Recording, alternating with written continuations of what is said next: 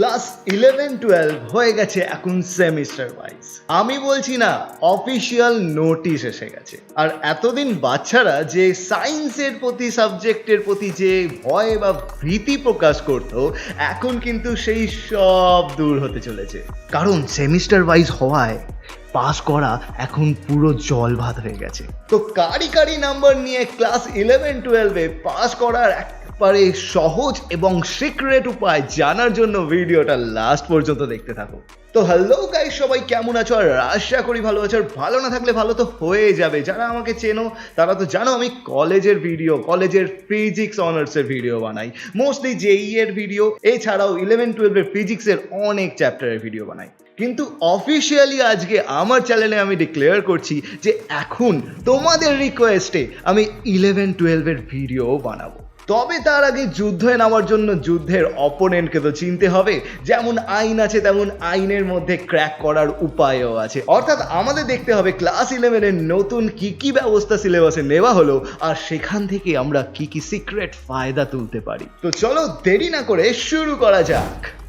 তো দেখতেই পাচ্ছ আমরা এসে গেছি আমাদের কম্পিউটার স্ক্রিনে। এই যে নোটিশটা দেখতে পাচ্ছ কম্পিউটার স্ক্রিনে, সেইটা West Bengal of high secondary education দ্বারা পাবলিশ করা হয়েছে। 18/4-এ পাবলিশ করা হয়েছে রিসেন্ট নোটিশ।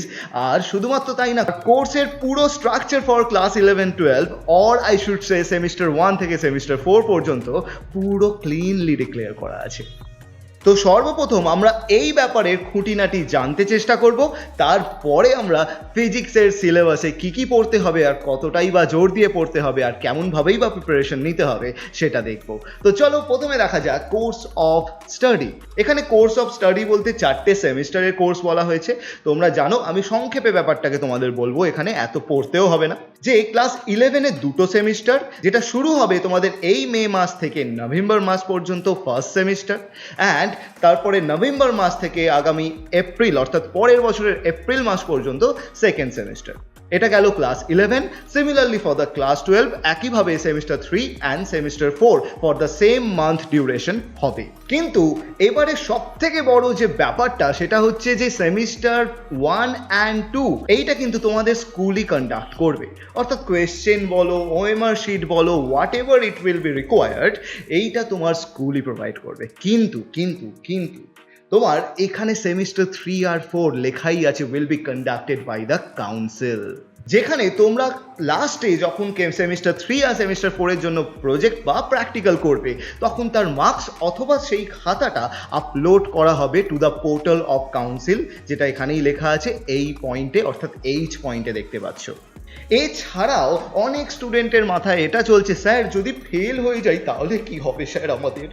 অ্যাকচুয়ালি ফেল হওয়া is next to impossible according to this method. কারণ ভাই এমসিকিউতে যে লেভেলের কোয়েশ্চেন আসবে সেটা মোটামুটি সবাই পাস করার যোগ্য হবে। অ্যান্ড যেহেতু দুভাগে ভাগ হয়ে গেছে অর্থাৎ সেমিস্টার ওয়াইজ, তাই তোমার একসাথে পুরো সিলেবাসের লোডটা পড়লো না, তুমি হাফ পড়ছো। তো technically you are getting some benefit for this kind of situation.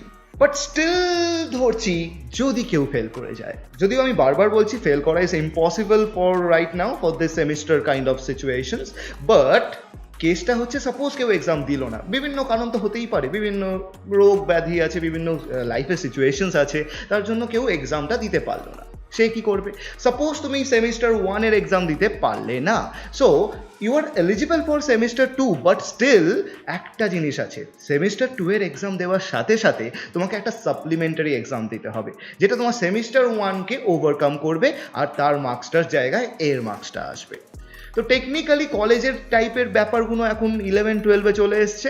মুখের কথায় বিশ্বাস না হলে দেখে নাও, এখানেই লেখা আছে ক্লাস 11-12-এর পুরো সাপ্লিমেন্টারি প্রসেসের গল্প। আর student who will not be able to clear any of the subjects in semester 1 will be allowed to appear for the supplementary examination along with semester 2, অর্থাৎ সেমিস্টার 2-এর সাথে তাকে সাপ্লিমেন্টারি এক্সাম দিতে হবে in that same academic year, ওই ইয়ারেই।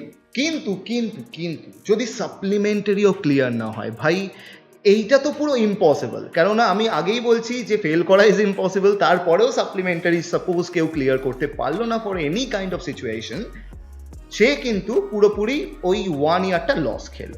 হ্যাঁ, এটা গ্রহণযোগ্য, but still আমি বলবো যে এই যে সেমিস্টার 1-2 এর মধ্যে সাপ্লিমেন্টারি ব্যবস্থাটা করেছে, এটা কিন্তু it's a good step. And similarly for the class 12 it is actually repeating the whole process.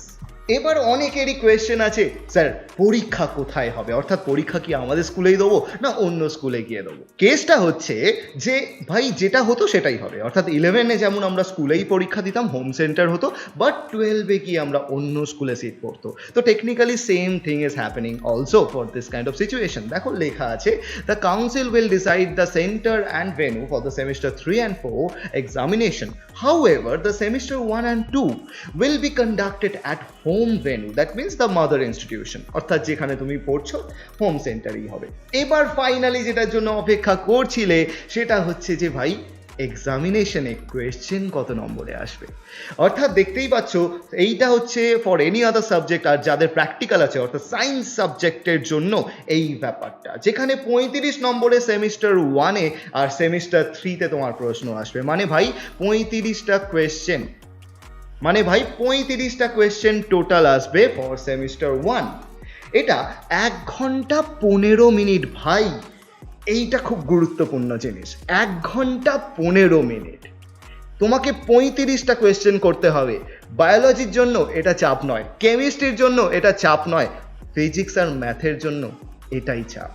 কারণ তোমার হিসাব যদি তুমি করো সেখানে তোমার টোটালি 1 ঘন্টা 15 মিনিট সময় পাচ্ছ, অর্থাৎ 60 আর ওইদিকে 30 অর্থাৎ 95 মিনিট। এবার তোমার 35টা কোয়েশ্চেন আসছে, তাহলে 95/35, এটা করলে যেটা আসছে 2.7, অর্থাৎ অ্যাপ্রক্স আমি ধরে রাখছি, দেখো কম করে ধরে রাখা তো বেটার, অ্যাপ্রক্স আমি ধরে রাখছি একটা কোয়েশ্চেন অর্থাৎ 1 মার্কসের জন্য 2 মিনিট 30 সেকেন্ড আছে, অর্থাৎ একটা কোয়েশ্চেন সলভ করার জন্য 2 মিনিট 30 সেকেন্ড। দেখো ফিজিক্সের ক্ষেত্রে থিওরিটিক্যাল অ্যান্ড ম্যাথামেটিক্যাল দু ধরনের প্রশ্ন হবে, তো ব্যাপারটা খুব ইজিলি করে দিতে পারবো। এছাড়াও যারা WB জেই নিট এই সবের প্রিপারেশন নিচ্ছ তারা কিন্তু এই জিনিসগুলোর সাথে অবগত, অ্যাকচুয়ালি এই জিনিসগুলোর সাথে অবগত করানোর জন্যই এই ব্যবস্থাটা করা হয়েছে।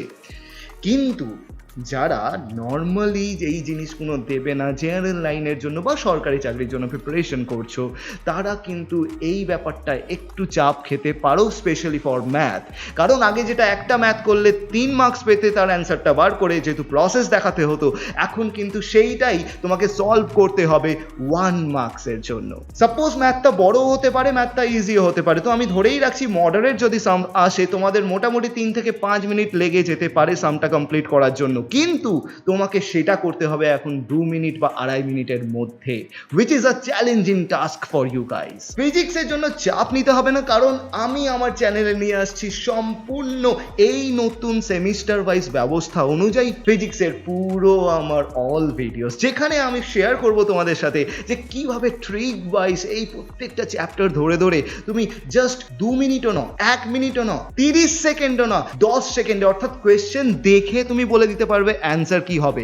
হ্যাঁ, থিওরিটিক্যাল কোয়েশ্চেনের কথা শুধু বলছি না, ম্যাথামেটিক্যাল কোয়েশ্চেনও দেখে বলা সম্ভব, এর ট্রিক আছে। তো যদি এই সমস্ত জিনিসে আপডেটেড থাকতে চাও তাহলে চ্যানেলটা ভাই সাবস্ক্রাইব তো করতেই হবে, আর ভাই বেল আইকন প্রেস করতে ভুলবে না, কারণ এরপরে আমি র্যাপিড ভিডিওস ছাড়তে চলেছি about all this physics things, আর তার সাথে ওয়ার্কশিটও থাকবে। দেখো কোনো বই বেরোয়নি যেটা এমসিকিউ তোমাকে দেবে যে ভাই কেমন ধরনের এমসিকিউ আসবে, বাট স্টিল আমি আমার প্রত্যেকটা ভিডিওতে একটা লেকচারের পর ওয়ার্কশিট আপলোড করব এমসিকিউ টাইপ, যেটা কিন্তু প্রপারলি তোমার পরীক্ষায় যেমন কোয়েশ্চেন আসে তেমনই তুমি পাবে, তার সাথে সাথে তুমি প্র্যাকটিসটাও করতে পারবে। তো তার জন্য যেটা বললাম ভাই, সাবস্ক্রাইব তো বানতা হে বস।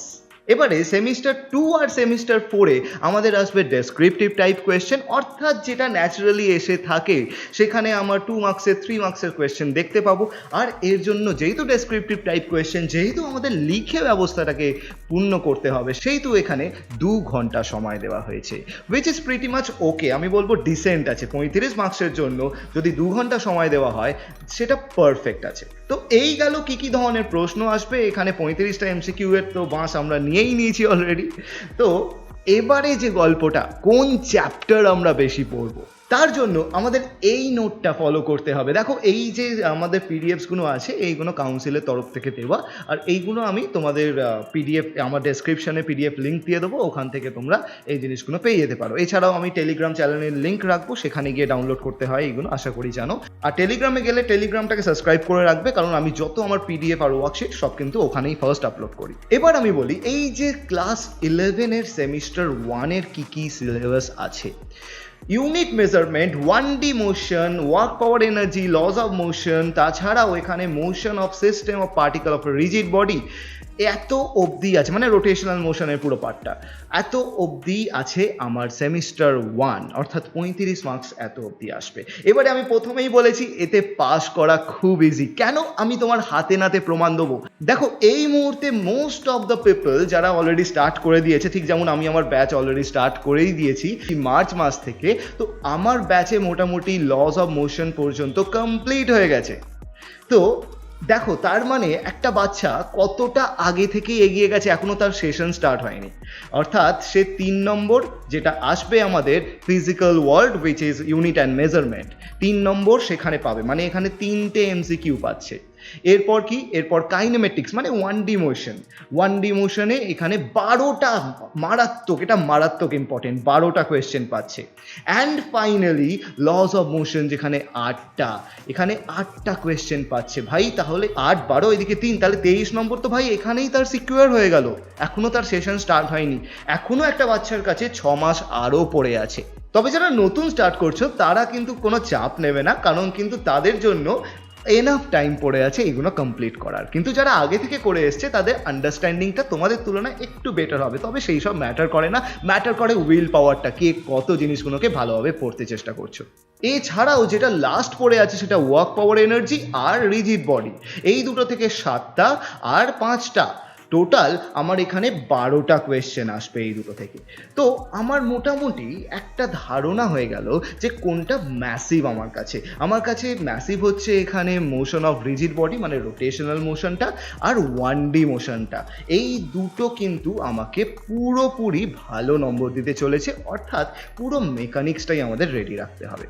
তবে হ্যাঁ, সেমিস্টার 1-এর জন্য তোমরা সিলেবাস শেষ করে আবার হাতে টাইম আছে, তার মানে চুপচাপ বসে থেকো না, তোমরা সেমিস্টার 2-এর কিন্তু প্রিপারেশন চালু করে দাও। তবে কিন্তু এরপরে যখন তোমরা আরও জিনিসগুলো নিয়ে তোমরা ঘাটাঘাটি করবে, আরও জিনিসগুলো নিয়ে পড়বে, তখন কিন্তু তোমাদের আইডিয়াটা আরও ক্লিয়ার হবে। এই ছিল ক্লাস 11-এ আমরা কিভাবে ফিজিক্সের জন্য প্রিপারেশন নেবো ফর সেমিস্টার ওয়াইজ আমাদের সিলেবাসে, আর কি কি ইম্পর্টেন্ট, কোনটা কিভাবে করব, সমস্ত কিছুর ধারণা। টিল দেন যদি ভিডিওটা ভালো লেগে থাকে তাহলে লাইক সাবস্ক্রাইব করতে আগে বলবো না, আগে বন্ধুদের সাথে ভাই শেয়ার করো।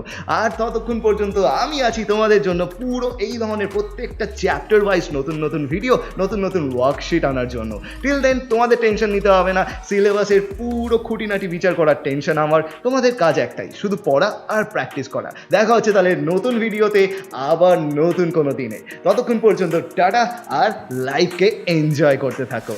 Good bye.